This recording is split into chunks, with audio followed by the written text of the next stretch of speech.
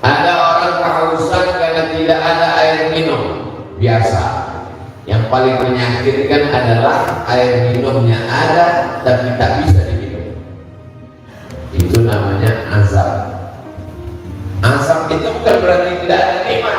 Nikmatnya ada tapi tidak bisa dinikmati. Itulah azab. Azab artinya al-man'u, tercegah untuk menikmati sesuatu.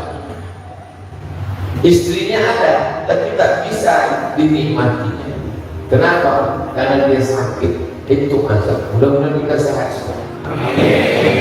Jadi bunyi aminnya semua dikatakan. Siapa yang berani menghadapi penyakit? Penyakit itu adalah ujian.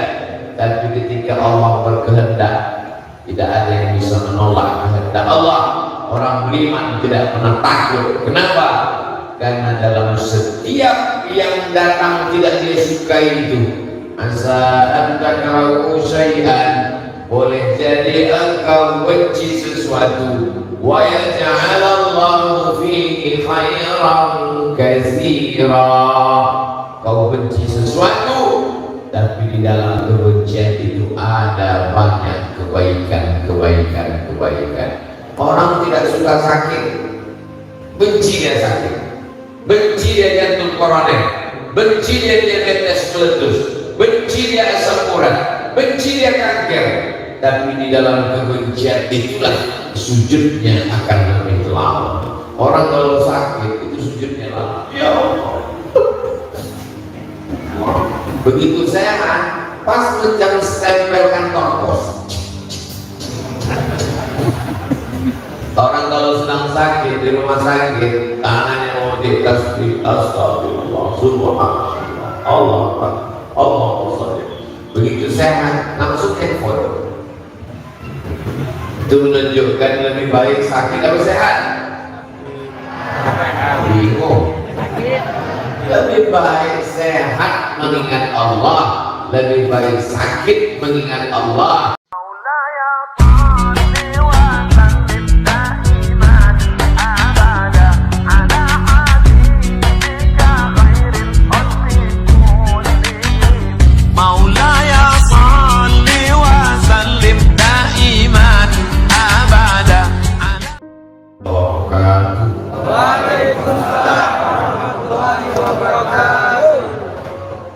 Alhamdulillahi wa kafa wassalatu wassalamu ala al-habibil mujtaba wa ala alihi wa ashabihi ahli sidqi wal wafa. Subhanaka la ilma lana illa ma 'allamtana innaka antal alimul hakim. Rabbi shrah li sadri wa yassir li amri wahlul 'uqdatam min lisani yafqahu qawli. Bapak-bapak, ibu-ibu, hadirin hadirat, alim ulama, sedikit pandai tokoh masyarakat, tak dapat disebut satu persatu, insya Allah semuanya dimuliakan Allah Subhanahu wa ta'ala. Man sholat subha fi jama'atin, siapa yang sholat subuh berjamaah kana fi zimmatillah, maka dia dalam tanggungan Allah Subhanahu wa ta'ala. Man sholat subha fi jama'atin, siapa yang sholat subuh berjamaah, maka annama shallal laila kullah, dapat pahala seperti sholat sepanjang malam. Man sholat subha fi jama'atin, siapa yang sholat subuh berjamaah, summa qa'ada yadhkurullah, kemudian dia tidak keluar masjid, dia duduk di masjid berzikir dengan Allah hatta tatlu'a syamsu, sampai terbit matahari. Summa yusalli rak'ataini, setelah itu dia sholat sunnah 2 rakaat. Faka'annama, maka dia mendapatkan kana lahu ka'ajri hajjatin wa umrah, dapat pahala seperti pahala haji dan umrah. Habis sholat subuh duduk di masjid zikir sampai terbit matahari, sampai jam berapa Pak Ustaz? Sampai waktu maghrib. Maghrib kita jam 6.22, 18.22, berarti tausiah subuhnya sampai jam 6.22 kalau pesawatnya tidak terlambat pesawat. Jadi kode etik pengajian subuh itu tengok maghribnya jam berapa sampai jam 6.02. Kenapa mesti melewat itu? Karena kalau sampai kita sholat sunnah pada waktu terbit matahari tepat, berarti kita sudah terjebak dalam waktu dua tanduk setan, qarnai syaitan, dua tanduk setan. Sebelum matahari tenggelam, matahari terbit, tergelincir matahari. Tiga waktu yang terlarang, karena tiga waktu itu dipakai untuk menyembah Lata, Uzza, Manat, Hubal, Jibti, Taun, Nanam, nama Tuhan itu yang disumpah oleh orang musyrik kafir jahiliyah. Itu menunjukkan bahwa Abu Jahal, Abu Lahab itu juga beribadah. Itu menunjukkan bahwa orang kafir musyrik Makkah itu juga beribadah. Jadi kalau ada hari ini orang yang tidak beribadah, berarti lebih parah daripada Abu Jahal dan Abu Lahab. Jadi yang penting bukan pada ibadahnya, kalau orang kafir pun beribadah, dan yang penting adalah pada apakah ibadahnya itu benar atau tidak. Maka ketika dia mempersekutukan Allah, menyembah kepada selain daripada Allah, lain asyrakta, kalau kau persekutukan aku, kata Allah, kau sembah selain aku, la yahbatanna amaluka, maka semua amal-amalmu gugur seperti pohon rindang, daunnya kering, timbus angin, hilang tak bermakna. Wa qadimna, kami datangkan semua yang mereka datang, yang mereka lakukan dulu di dunia, kami datangkan.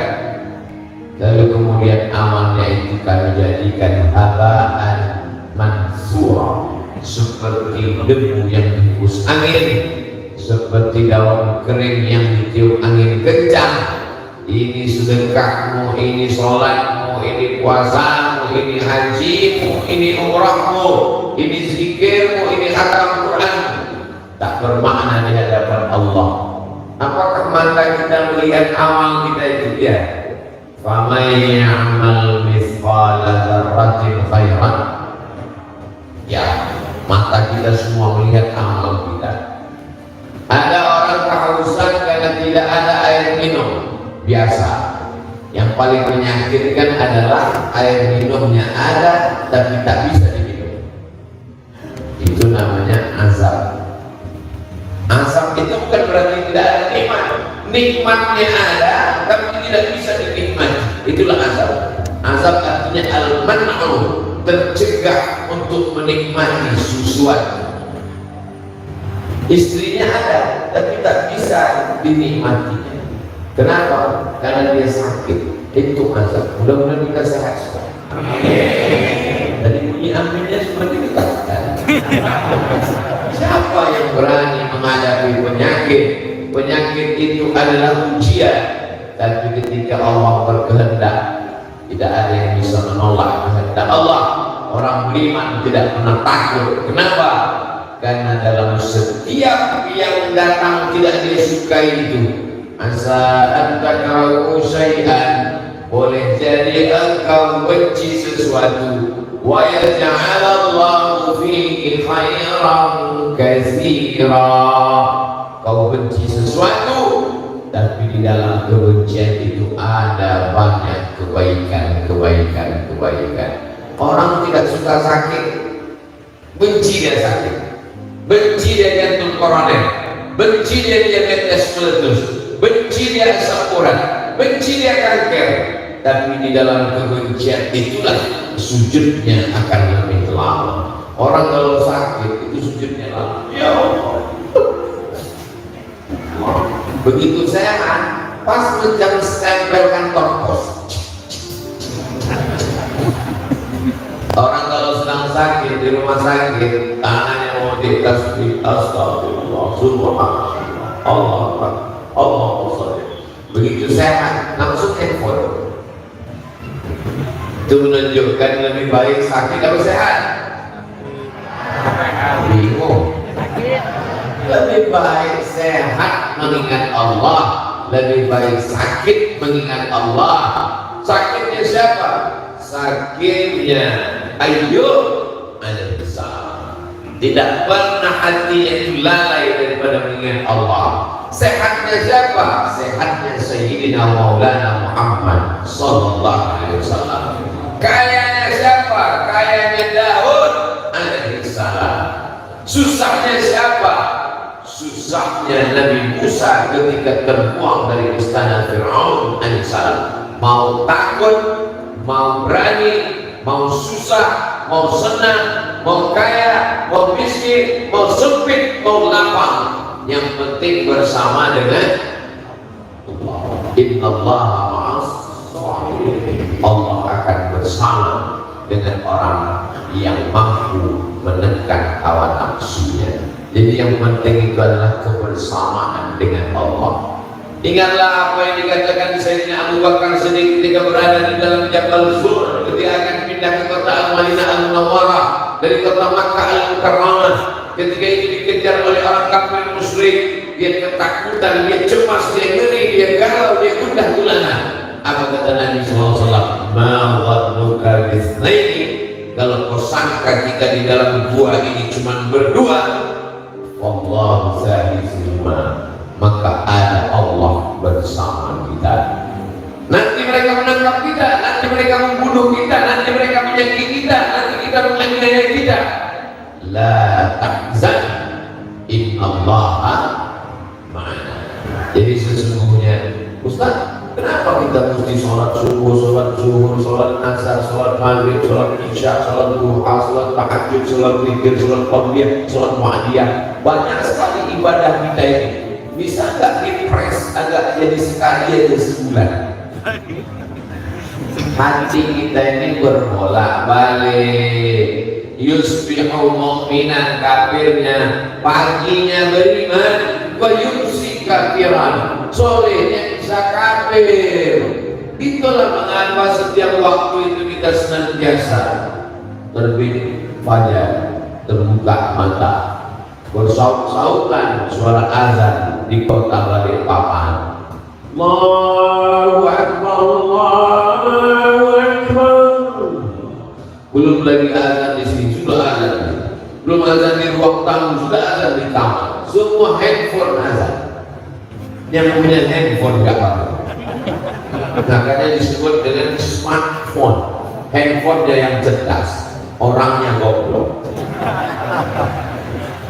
Kenapa kita senantiasa diingatkan? Karena hati kita ini berbolak-balik. Namanya qalb. Qalb artinya qallaba yuqallibu, taqallaba yataqallabu, berbolak-balik. Makanya kita selalu meminta, ya muqallibal qulub, engkau yang membolak-balikkan hati, sabit qulubana, kokohkan hati kami ala dinika, dalam agamamu, wa ala ta'atika, dalam ketaatan kepada. Makanya kita disuruh berkumpul dengan orang-orang soleh. Ini saya sedang bersama dengan orang-orang soleh semua. Dari mana Ustaz tahu orang ini soleh? Karena mereka saling mendoakan di dalam sholat mereka. Assalamualaikum ayyuhan nabiyyu wa rahmatullahi wa barakatuh. Wassalamu alaina wa ala ibadillahis sholihin, kepada semua yang soleh-soleh. Selesai berwudu dia juga minta itu, Allahumma ja'alni minat tawwabin waj'alni minal mutatahhirin waj'alni min ibadikas sholihin. Jangan sampai hati ini lalai sedikit, sama seperti pesan Tuan Imam kita tadi, sawus sufuf, luruskan saf. Fa inna taswiyatas sufuf min tamamis shalah, lurusnya saf bagian dari kesempurnaan sholat. Kenapa saf itu tidak boleh bengkok? La tahtalifu, jangan safnya bengkok. Fakhtalafat qulubukum, kalau safnya bengkok hati kamu ikut jadi bengkok. Sadrul halal, celahnya ditutup. celah kaki ditutup, celah bahu ditutup. Kenapa? Karena sampai ada celah masuk setan. Makna masuk setan di situ adalah jangan sampai ada ruang kosong sehingga kita sedang menyediakan tempat setan. Makanya begitu filosofinya hidup ini, jangan sampai ada ruang kosong. Begitu juga jangan sampai ada gelas kosong. Mesti diisi, karena kalau tidak dia akan masuk angin. Perut itu tidak boleh kosong, isi air hangat, diisi nasi, diisi jagung, karena kalau kosong dia masuk angin. Maka begitu juga dengan waktu, tak boleh ada kosong. Fa'idha faramta fansab, selesai dari satu aktivitas pindah ke aktivitas yang lain. Bangun, buka mata, walaupun bapak ibu sayang cinta setengah mati, belum ada di antara bapak ini yang begitu bangun tidur langsung nyebut nama istrinya pertama. Oh, hati ya. Yang pertama dia ucapkan nama Allah, Alhamdulillahilladzi ahyana ba'da ma amatana wa ilaihi nusyur. Begitu dia bangkit dari tempat tidurnya, dia masuk ke toilet, dia tidak ingin hatinya kosong, dia masukkan kaki kiri, Allahumma inni a'udzubika minal khubuthi wal khaba'is. Selesai itu dia keluar dari kamar mandi yang ada WC-nya, ada tempat engeknya, ada toiletnya di dalam. Apa kata dia? Ghufranaka, ampunkan aku ya Allah. Kenapa keluar dari WC minta ampun sama Allah? Karena ketika berada di WC tadi mulutnya tidak berpikir dengan Allah, karena dalam WC tak boleh menyebut nama Allah. Terdengar suara azan dari luar masjid, Ayyal salat. Dia dalam WC, dia sambut la haula wala quwwata illa billah. Dalam hati saja, maka lidahnya lalai.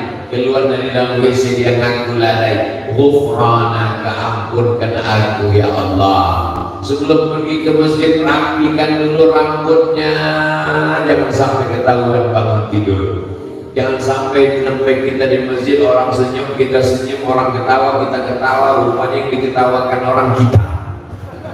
Gara-gara tarik mata sebesar biji bakso. Dirapikan dulu bersih semua. Saat melihat wajah di cermin, jangan sampai hati lalai dan lupa. Allahumma kama hasanta khalqi fa hassin khuluqi. Sebagaimana kau perbaiki bentuk fisik zahirku, perbaiki juga hatiku, jangan sampai lalai lupa kepada Engkau ya Allah. Keluar dari rumah, bismillah tawakkaltu 'ala Allah, la haula wala quwwata illa billah. Dari rumah sampai ke Masjid Al-Munawwarah, mulutnya pun tak kosong, maka naik motor. Saya lihat di lampu merah, bapak berhenti lampu merah, salut saya, masya Allah, mulutnya kuatkan. Rupanya ada handphone di baliknya. Kita sangka dia sedang bertasbih. Insya Allah kalau sedang ngobrol hatinya tak lalai, insya Allah. Ustaz Somad, kata Habib yang paling bagus selawat, kata Kiai yang paling bagus istighfar, kata Ustaz yang paling bagus adalah memperbanyak subhanallah wa bihamdihi subhanallahil azim. Kata Ustaz satu lagi yang ceramah, Tuan Guru mengatakan yang paling bagus adalah afdhalul zikri fa'lam annahu la ilaha illallah. Terus mana yang kamu amalkan? Itulah sampai sekarang belum ada satu guru lagi. Ini namanya orang terlalu sibuk ngaji sampai tidak beramal.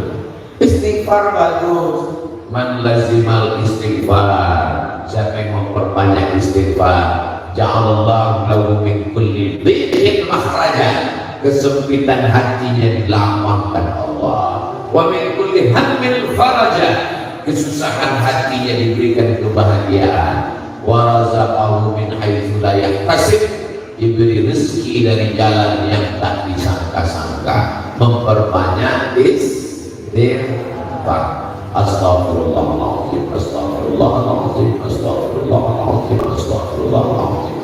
Katanya panjang Pak Ustaz. Astaghfirullahaladzim alladzi la ilaha illa huwal hayyul qayyum wa atubu ilaih. Katanya lebih panjang Pak Ustaz. Allahumma anta rabbi la ilaha illa anta khalaqtani wa ana 'abduka wa ana 'ala 'ahdika wa wa'dika mastata'tu a'udzu bika min syarri ma sana'tu a'udzu bika min ni'matika 'alayya wa a'udzu bi dzambi waghfir li fa innahu la yaghfiru dzunuba illa anta.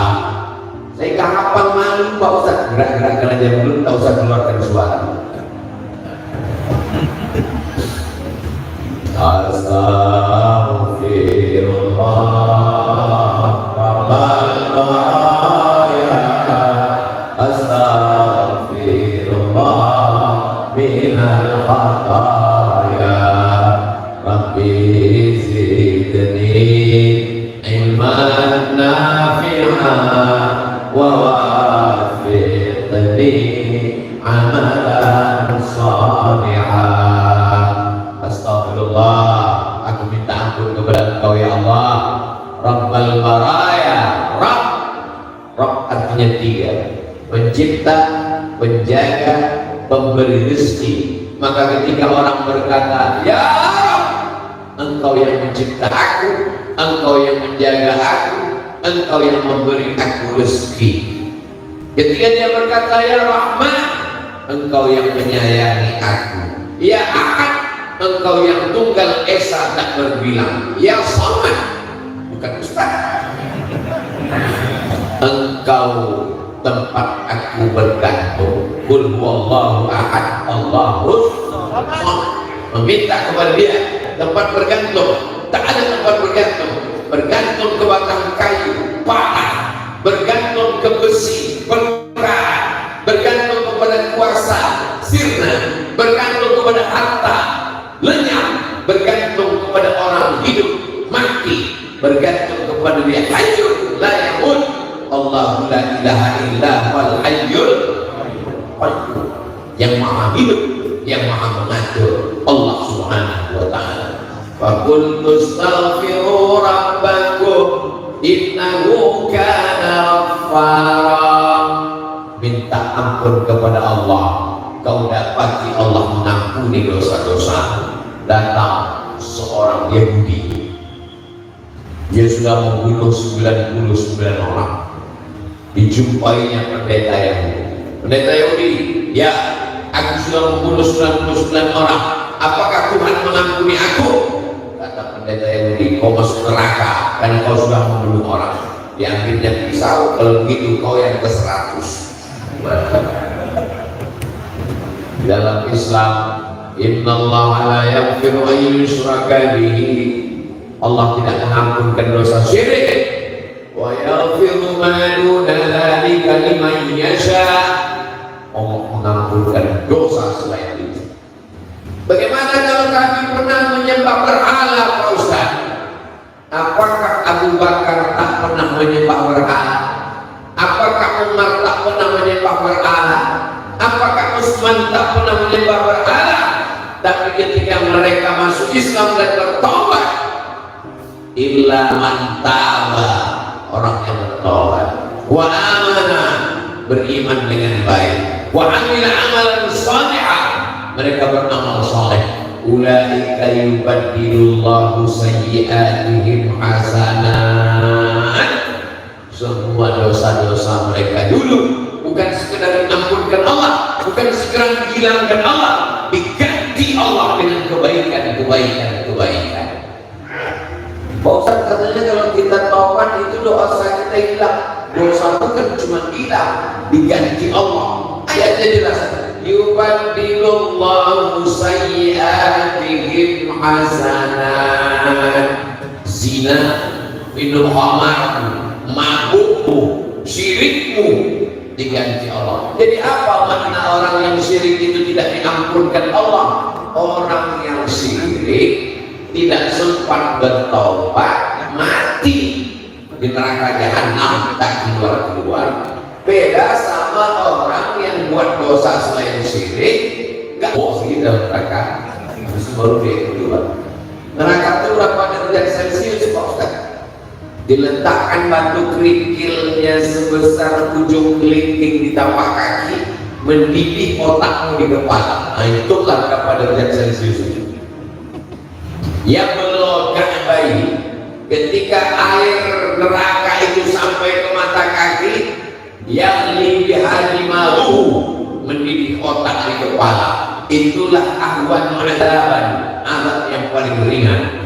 Maka tadi kita diajak oleh saudara kita dibimbing zikir di Masjid Al-Munawwarah dengan zikir Allahumma ajirna minan nar, Allahumma ajirna minan nar, Allahumma ajirna minan nar, Allahumma ajirna minan nar, Allahumma ajirna minan nar, Allahumma ajirna minan nar, Allahumma ajirna minan nar. Tuan Guru, ya, apa amalannya biar supaya rezeki saya lancar? Istighfar. Oh, besok datang. Tuan Guru, ya, apa amalannya supaya tanam-tanaman saya subur? Istighfar. Oh, besok datang lagi. Tuan Guru, ya, apa amalannya supaya istri saya hamil punya anak? Istighfar. Nampaknya Tuan Guru ini nggak ada amalan lain kecuali istighfar. Padahal yang ngomong begitu bukan Tuan Guru, ayat Al-Quran. Qul tastaghfiru rabbakum innahu kana ghaffara. Beristighfarlah kepada Allah, maka Allah akan mengampuni dosa. Setelah itu, yursilis samaa alaikum bidarara, akan diturunkannya hujan. Jadi kalau mau turun hujan pun memperbanyak istighfar. Wa yumdikum bi amwalin, dikirimkannya untuk kamu harta. Wa banin, anak. Wa yaj'al lakum jannatin, disuburkannya tanam-tanaman kamu. Wa yaj'al lakum anhara, diberikannya kamu surga yang mengalir sungai di dalamnya. 6. Keutamaan istighfar. 3 ditambah dalam hadis. 9 yang disebutkan dalam Quran dan Sunnah Rasulullah Sallallahu Alaihi Wasallam. Ingat-ingat yang 9 ini, karena akan masuk UAS, ujian akhir semester. Apa aja dari Ustaz? Apa aja dari Ustaz? Apa aja dari Ustaz? Gak usah kau catat, gak usah diulang. Bisa ditonton ulang di channel Ustaz Abdul Somad Official. Subscribe, like, share, and comment. Oh, baik istighfar Pak Ustaz, bagus. Tapi jangan mulutnya beristighfar, tapi perbuatannya lanjut terus. Jangan lidahnya beristighfar, tapi hatinya tak takut kepada Allah. Rukun taubat ada 3. Yang pertama, an-nadamu fil qalbi, menyesal dalam hati. Yang kedua, al-iqraru bil lisani, diucapkan dengan lidah, astaghfirullahalazim, astaghfirullahalazim, astaghfirullahalazim, alladzi la ilaha illa huwal hayyul qayyum wa atubu ilaih. Yang keempat, al-itmaru an la ya'uda ilaihi abadan. Yang ketiga, tekad kuat untuk tidak kembali kepada perbuatan. Mudah-mudahan yang berzina, yang pakai narkoba, yang minum khamar, yang gak sholat, yang bakhil, medit, kedekut, tak mau berzakat, setelah subuh ini taubat sebenar-benar taubat, insya Allah. Ya ayyuhalladzina amanu, hai orang yang beriman, tubu ilallah, bertobatlah kepada Allah, taubatan nasuha. Apa itu taubat nasuha? Saya diajak untuk panen madu lebah. Emang ada madu yang lain? Ada. Madu kelulut. Panen madu lebah, batang kayu tua 50 meter ke atas. Ustaz kok tahu 50 meter? Talinya 50 meter, ditembak pakai batu kerikil ke atas, turun ke bawah. Saya tanya, Pak, ini berapa meter panjang tali? 100. Pas 50 ke atas, 50 bawah. Setelah ditembak pakai tali pancingnya turun ke bawah, ditarik, tali sebesar naik ke atas. tukang panjatnya satu orang, yang narik dua orang, sampai ke atas. Lalu dia cincang itu sarang lebah pakai golok, jatuh ke bawah. Apa yang ada di sarang lebah? Lebah, anak lebah, suami lebah, ratu lebah, bangkai lebah, lilin lebah. Kalau pegang kainnya, kami pun memegang kain. Ternyata sarang lebah tidak boleh diramas, tidak boleh ditekan. Madu yang paling bagus dibiarkan, disaring, ditiriskan. Itulah baru saya minum. Oh, selama ini kalau saya minum madu kok nyelekit ya? Itu karena dipres Ustaz, bersatu sama lilinnya, sama anaknya, sama cucunya. Yang bagus tuh begini Pak Ustaz. Betul kata dalam bahasa Arab. Arti kata nasuha adalah menyaring madu lebah sehingga sampah-sampahnya tinggal di atas, madu murni turun ke bawah, diminum rasanya sulit diungkapkan dengan kata-kata. Ya. Sampah-sampahnya di atas, itulah arti nasuha. Kenapa? Karena kita ini banyak sampahnya, ada rantingnya, ada daunnya, ada lilitnya, ada lebahnya, ada sampahnya. Sampahnya tinggal ke atas, tinggal madu murni turun ke bawah, diminum. Alaikum bisyifa'aini, hendaklah kamu berobat dengan dua obat, al-asal madu wal Quran, banyak-banyak membaca Quran. Yang zahir madu, yang raib Al-Quran. Wa nunazzilu minal Quran, kami turunkan Al-Quran ma huwa syifa. Al-Quran itu datang sebagai syifa, penyembuh hati yang luka. Madu diminum sebagai penyembuh bagian dalam tubuh yang luka. Kedua-duanya datang dari Allah Subhanahu wa ta'ala. Jadi apa makna taubat nasuha? Sampah-sampahnya disaring, dibuang. Khutman sofa, da'man kadar. Ambil yang jernih, buang yang keruh. Buang sampahnya, ambil. Buang yang jelek-jelek, ambil yang baik-baik. Itu makna melihat orang, jangan lihat kotornya. Melihat orang, jangan lihat masa lalunya, tapi lihatlah orang yang mati tak boleh sebut jelek-jeleknya. Kata Nabi, ulkuru mahasina mautakum, orang yang meninggal sebut yang baik-baiknya. Karena kalau sudah kau sebut jeleknya, belum bisa kau minta maaf, karena orangnya sudah menghadap Allah Subhanahu wa ta'ala. Ustaz katanya sholawat baik. Man sholla alaiya sholatan, siapa yang berselawat kepadaku satu kali, sallallahu alaihi wa sallam, Allah balas 10 kebaikan. Wa quttan anhu asyara sayyi'at, dihapuskan 10 dosa kesalahan. Wa mufi'an lahu asyara darajat, dinaikkan 10 darajat. Darajat itu artinya tangga. Bahasa Arabnya darajat itu artinya tangga. Jadi kalau dinaikkan 10 derajat, dinaikkan 10 tangga. Nampaknya yang paling banyak bersolawat ini adalah ibu-ibu, karena naiknya lebih dari 10 tangga. Sampai ke atas. Oh, jadi arti derajat itu tangga Pak Ustaz ya.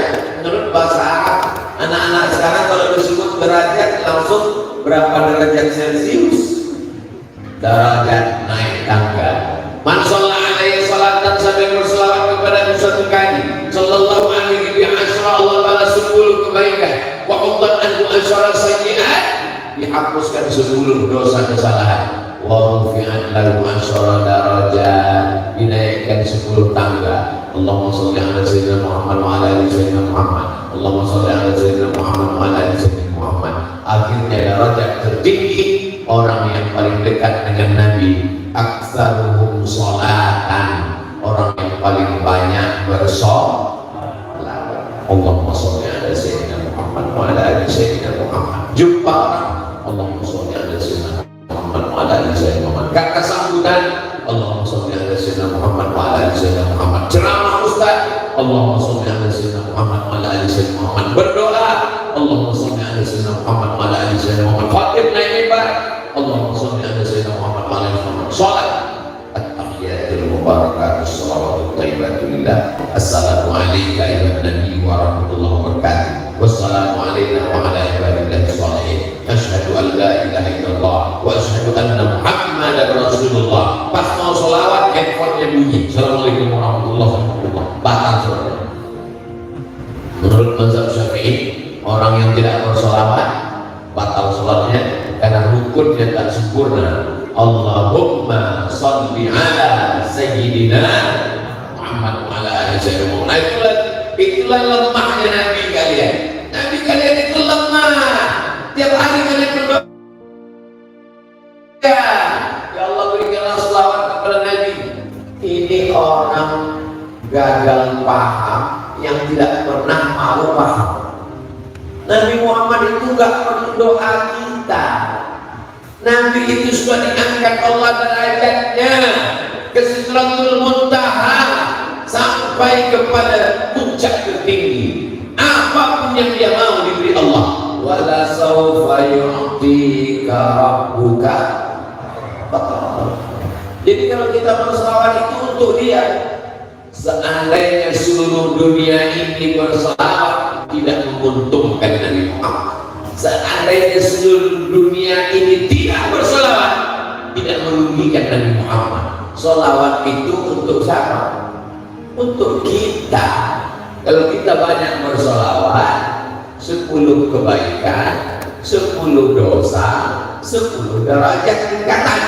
Kalau kita banyak berselawat, orang yang paling layak mendapatkan syafaat. Kalau kita banyak berselawat, orang yang paling dekat dengan Nabi. Orang yang bingung sekarang tak dapat bimbingan, maka dengan berselawat mendapat bimbingan langsung dari Nabi Muhammad SAW. Yang ngomong itu siapa? Datang orang nanya ke Syekh Muhammad Said Ramadan Al-Muti, alumni Al-Azhar, ulama besar dari Damaskus, Suriah. Judul kitabnya diantaranya Al-Insan Bainal Musayyar wal Mukhayyar. Syekh, ya, saya bingung nyari mursyid. Banyak pakaiannya mursyid tapi amalnya tidak mursyid. Mursyid ini masalah batin. Jadi gimana ini? Siapa bimbing saya? Kata Syekh Muhammad Said Ramadan Al-Muti, kalau kau bingung, kau banyak saja berselawat, kau dapat bimbingan dari Rasulullah SAW. Kenapa? Karena selawat orang Balikpapan dibawa ke makam Rasulullah SAW. Saya tidak kenal dengan orang Balikpapan, tapi setiap hari datang ucapannya. Terima kasih Ustaz, semoga sehat Ustaz, apa kabar Ustaz, mudah-mudahan Ustaz hari ini bersemangat. Lama-lama saya tanya, ini siapa ya? Nomornya Ustaz, coba kita cek. Oh, orang Balikpapan. Lama-lama saya penasaran, saya cari orangnya. Kenapa? Karena sering mengucapkan selawat dan salam. Begitulah agaknya hubungan kita dengan Rasulullah SAW. Setiap hari selawatnya datang. Lama-lama Rasulullah mengirimkan balasan. Inna salatakum ma'rudatun alayya. Selawat kamu dari Balikpapan dibawa ke makam. Hadis sahih. Sahabat bertanya, kaifa salatuna ma'rudatun alayka wa qad arimta? Bagaimana mungkin selawat kami dibawa kepadamu? Engkau kan sudah meninggal, engkau kan sudah arimta, sudah hancur dimakan cacing tanah. Bagaimana mungkin selawat kami sampai kepadamu? Innallaha harramal arda lisanal anbiya. Allah mengharamkan tanah memakan jasad para nabi. Jasad Nabi Muhammad SAW tidak dimakan cacing tanah. Bapak Ibu percaya? Terserah, tak percaya apa? Ada lokasinya di tengah kota.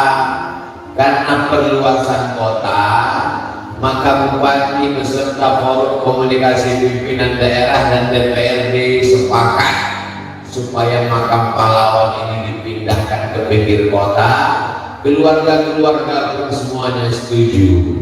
Ini akan dijadikan taman kota. Kan nggak mungkin nanti orang ziarah tiba-tiba ada odong-odong di depan. Maka seluruh makam dipindahkan, setuju? Ya, dipindahlah, digalilah sama tukang gali. Begitu digali ada satu makam, jangankan jenazahnya, kain kafannya pun tak dimakan cacing tanah. Pas ditanya keluarganya, apa amalannya? Dia hafal Al-Quran. Allah sekedar mau menunjukkan kepada orang yang tidak percaya, ini bukan Nabi, ini bukan Rasul, ini bukan Nabi Muhammad, ini hanya pencinta kalam Allah yang diturunkan kepada Nabi Muhammad sallallahu alaihi wasallam. Pembebasan pembangkit listrik tenaga air, ini kecamatan akan habis semua kena air. Diumumkan kepada semua camat, kades, kadus, RT, RW, masyarakat akan ada transmigrasi. Masyarakat yang ada tinggal di kampung ini ditransmigrasikan ke desa sebelah. Kenapa? Karena ini nanti akan jadi bendungan pembangkit listrik tenaga air. Kan nggak mungkin nanti pas mau Ramadan ziarahnya ke danau. Al-Fatihah. Maka dipindahkanlah makam-makam yang ada di situ. Begitu digali, ada satu makam yang menyaksikan itu bercerita. Jangankan kain kafannya Pak Ustadz, kalau kain mungkin tidak hancur, wajahnya yang terdiri dari darah, daging, kulit, bulu seperti dimakamkan kemarin sore, segar, tidak dimakan cacing tanah. Bukan Nabi, bukan Rasul. Siapa dia? Ditanya keluarganya yang tidak hidup. Inilah orang yang zikirnya tak putus. Allah, Allah, Allah, Allah, Allah, Allah, Allah. Minimal 5.000 kali dia berzikir sehari. Kenapa? Karena dia mursyid tarekat Naqsyabandiyah. Yang ngejek-ngejek dimakan cacing tanah, yang ngamalkan gak dimakan cacing tanah. Begitu Allah Ta'ala memuliakan. Yang saya ceritakan ini true story, kisah nyata yang ada buktinya sampai hari ini. Betapa hadis Nabi itu penuh dengan kebenaran. Orang Yahudi percaya, anehnya orang Islam tak percaya.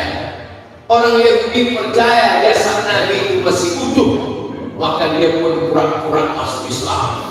Setelah pura-pura masuk Islam, masuk ke Masjid Nabawi, tinggal di kota Al-Madinah Al-Munawwarah. Dia kos, dari kamarnya tempat kos-kosan itu dia gali terowongan menuju makam Nabi Muhammad karena dia mau mencuri jasad Nabi Muhammad sallallahu alaihi wasallam. Kalau jasad Nabi Muhammad sudah dimakan cacing tanah, mustahil dia akan menggali. Yahudi pun percaya jasad Nabi tidak dimakan cacing tanah. Allah mengirimkan ilham kepada sultan yang adil, namanya Sultan Nuruddin Zaki. Pada suatu malam dia bermimpi, Allah berikan gambaran ada pencuri yang akan mencuri jasad Nabi. Lalu dia pun memerintahkan bala tentara, cari, tangkap. Lalu kemudian ditangkap si Yahudi, dihukum mati karena sudah melanggar larangan. Tidak boleh masuk kota Makkah, kota Madinah kecuali Muslim. Dia sudah menjadi pengkhianat, dia melanggar undang-undang. Lalu kemudian keliling makam Nabi itu dicor dengan timah, digali keliling. Setelah itu lalu kemudian dicorkan timah besi panas sehingga keliling, bukan semen tapi dicor. Allah memberikan balasan kemuliaan kepada Sultan Nuruddin Zaki untuk menjaga jasad Rasulullah sallallahu alaihi wasallam.